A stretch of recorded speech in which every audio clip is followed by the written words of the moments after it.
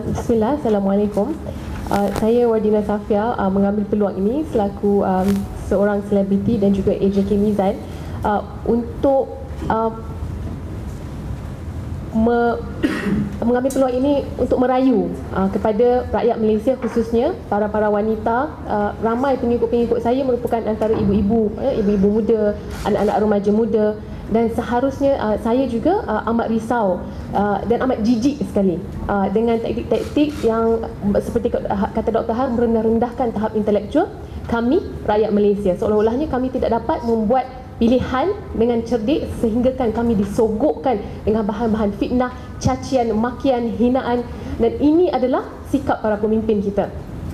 Saya menggesa dan merayu agar para pemimpin kita ataupun bakal-bakal pemimpin ini untuk menunjukkan akhlak dan peribadi yang baik sepanjang berkempen ini, dengan tidak memperkecilkan, membuka aib, menghina, mencaci pihak lawan mereka, dan melakukan dan melaksanakan kempen pilihan raya ini in a civilized manner, to agree to disagree, supaya masyarakat dapat mengambil contoh kepada para pemimpin ini, dan menggesa juga para pemimpin untuk mengingatkan para pengikut mereka untuk tidak melakukan sedemikian.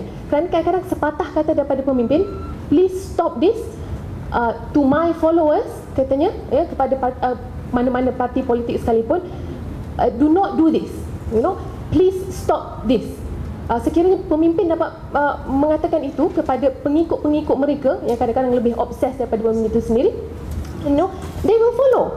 But I haven't heard anything from the leaders to their followers to stop doing this.